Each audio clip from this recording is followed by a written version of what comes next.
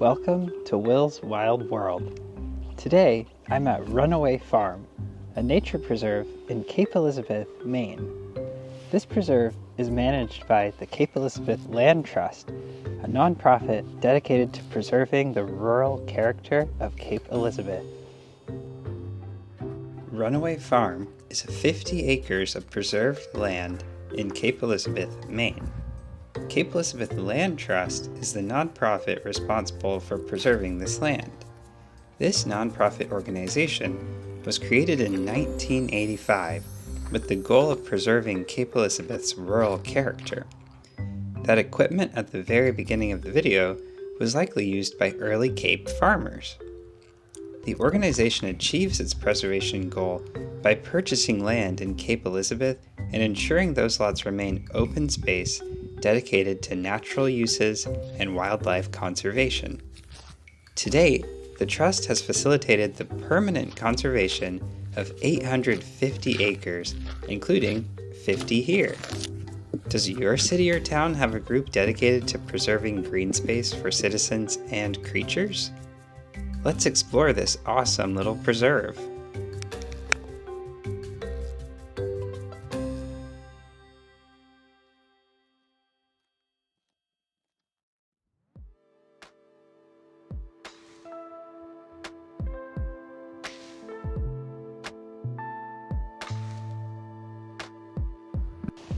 This is my first time to Runaway Farm, and I'm actually looking for something in particular.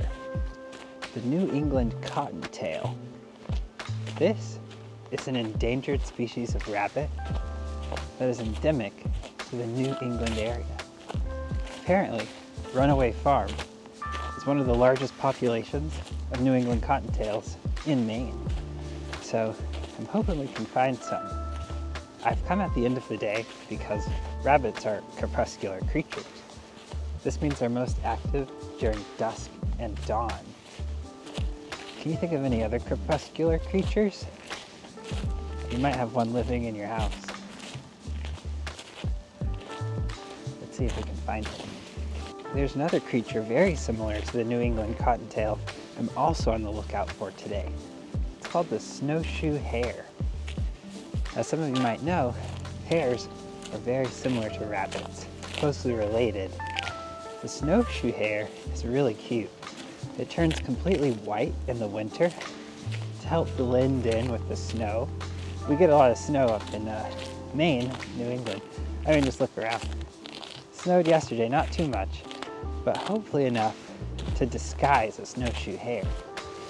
So I'm looking for one of those, or maybe tracks, or other evidence that the snowshoe hare has been around.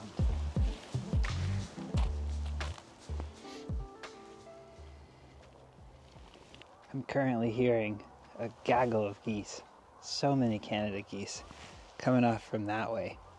This is a perfect habitat for geese. Lots of open farmland, fields, and vegetation for them to munch on, even during the winter.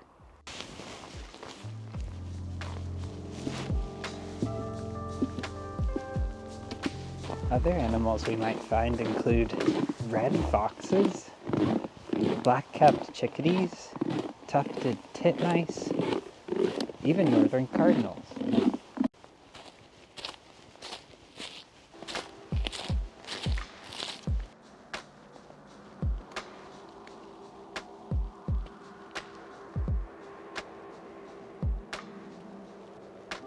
Any idea what kind of creature might make these holes?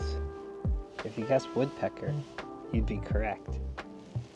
Woodpecker holes are very convenient for a lot of creatures in the forest, especially other birds that can't be bothered to excavate their own nests.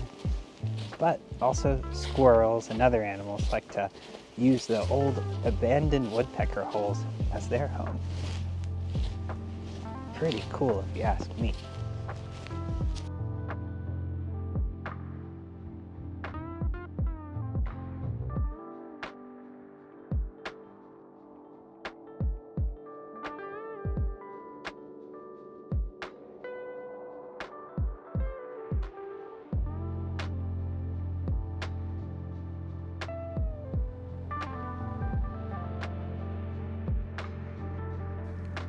This park features trails that wind through all sorts of different terrain. Sometimes these boardwalks are really useful. They are actually made by the local Eagle Scouts group, an example of non-profits helping each other out.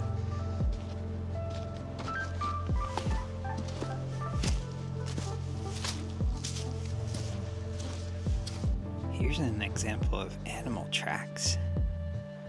What kind of animal do you think made these tracks? I'll give you a hint. You can see the claw marks at the very top of the toes, so it's probably not a cat. And seeing as dogs are permitted on this nature preserve, I'm willing to bet the animal that made these tracks are the domestic dog. Actually, I think I can hear some right now. It's important to know too, wherever you go, if you bring your dog to a wildlife preserve, sanctuary, or anything like that, make sure you know the rules. In Maine, dogs have to be leashed a lot of the times and have to have certain licenses.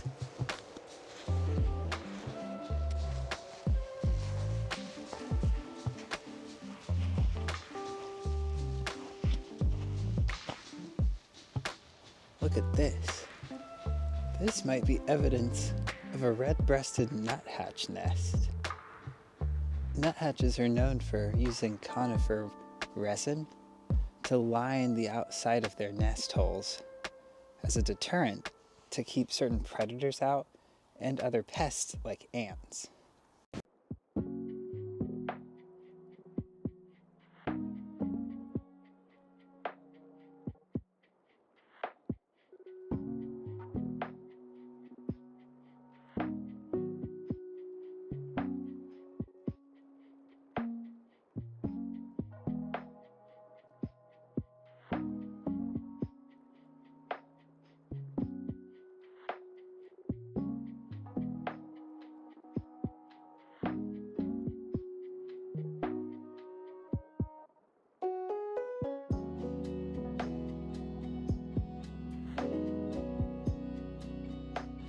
Here are some really tiny tracks. What do you think these could be? Look at these long toes, yet still relatively small. If you look at this hind foot here, I'm willing to bet an eastern gray squirrel. Usually their tracks are pretty clumped together, 2 in the front and 2 in the back, and it looks like you've got 2 here and 2 here.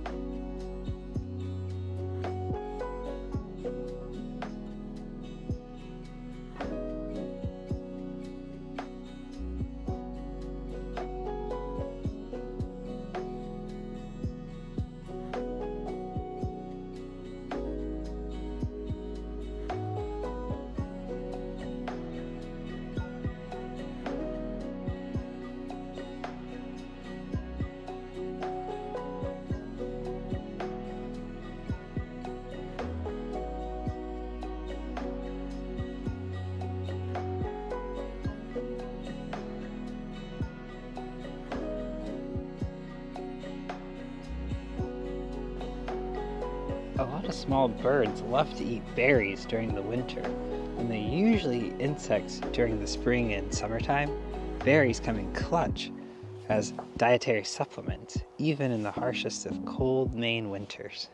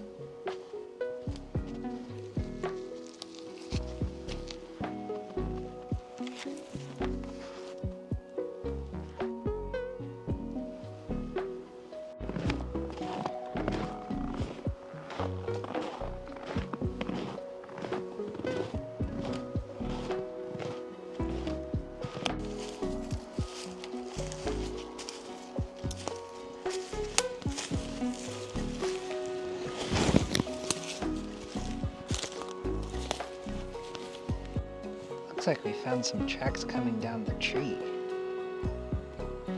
I see 2 in the front and 2 in the back. Squirrels tend to hop instead of walk like a lot of other mammals. Hence the 2 and 2 pattern. More you know.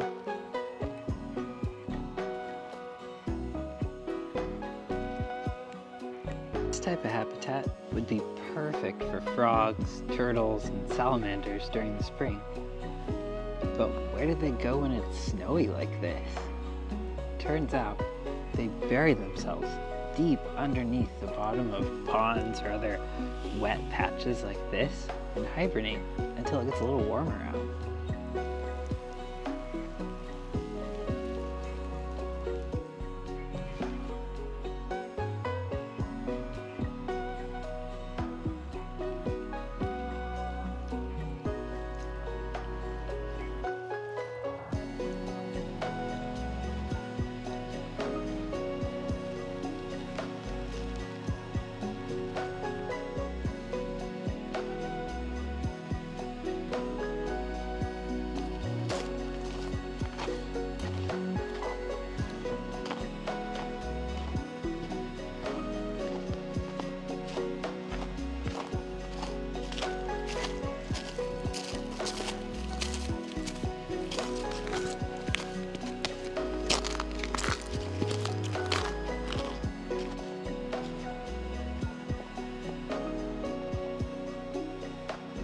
Walking these trails actually brings back a lot of memories for me. Just seeing how the Eagle Scouts and Boy Scouts worked on these trails. When I was younger, I was in the Cub Scouts and the Boy Scouts. And once, we went on this retreat to one of the islands in Washington. I think it was Camano Island. But it was like a weekend away for the Cub Scouts. And long story short, I was playing with one of my friends and we discovered, just walking in the woods, a giant beaver dam. And I was like, oh my gosh, this is so cool. I gotta look inside. Maybe I can find the beaver. So I started climbing on it. I thought, surely their entrance is at the top, right? So I finally get to the very top. I'm like, I can't find the door. How do they get in? And right as I looked up to wave to my friend, something gave way from beneath me and I fell straight through the beaver dam. Sliced my leg up really good. Still have one of the scars, pretty deep. But then, right as that happened, they rang the big bell for dinner. So I'm like, uh-oh, can't be late for dinner. I don't want anybody to be mad at me. So my friend and I ran back to the mess hall, and we're all lined up. We're doing our little salutes, and I'm standing there in my shorts, and one of my legs is just covered in blood. So I don't get to go in with the rest of the kids for dinner. I have to go get patched up at the nurse's station. But I don't know, I think about that a lot. Just kind of adventures that kids go on in woods and the kind of stories that they can make up.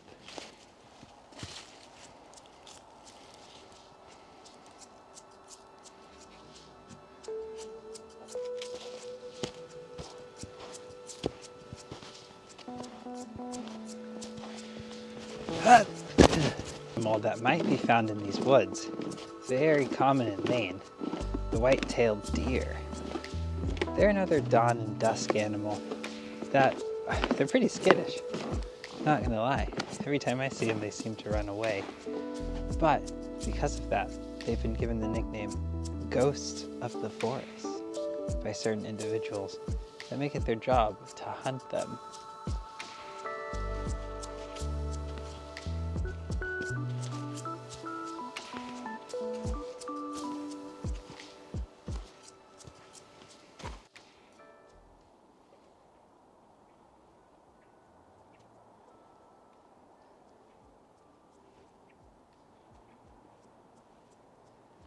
There's a hermit thrush flying around in there. Maybe you can see him. It's a little too dark, I think. Can you hear him?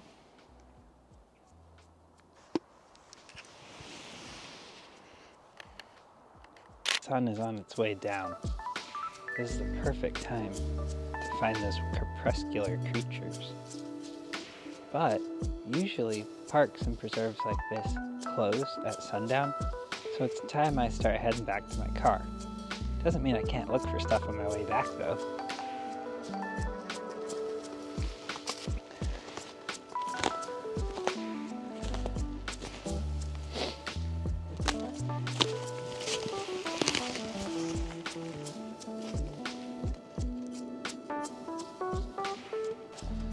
Didn't find any snowshoe hare or New England cottontail, but doesn't mean I didn't have fun. Runaway Farm is a really cool spot. Now we know where to find some turtles in the spring, and frogs and salamanders, and I saw some squirrels, lots of squirrel tracks, birds, got to hear some bird song. Plus, this is just a really cool spot. It's never a bad thing to get outside, some fresh air, even cold air. I mean, it's got to be freezing or below right now, but I'm still enjoying myself. And man, I wish I could show you the moon. It looks so cool. It's very big.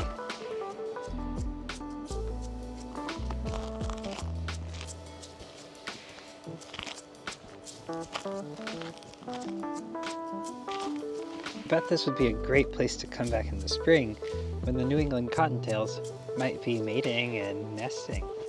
Also, there's this awesome plaque here that has a whole bunch of really interesting facts about the New England cottontail. Let's take a look. You've got their habitat, how to recognize their droppings, features that define them and separate them from other rabbits, like the eastern cottontail, what they eat, threads, would love to see one of those, great horned owl, and of course tracks. Looks pretty similar to squirrel tracks, huh? One of the great things about this preserve is it's right in town, very close to Maine's largest city, Portland. Right beyond these trails are residential lots, lots of houses, and there's even a big play field right near the parking area. Sounds like some kids are playing field hockey or something right now. But what a great way to connect nature and our daily lives. We can go trailing through an untouched wildlife preserve and then have some fun with our friends playing all sorts of sports.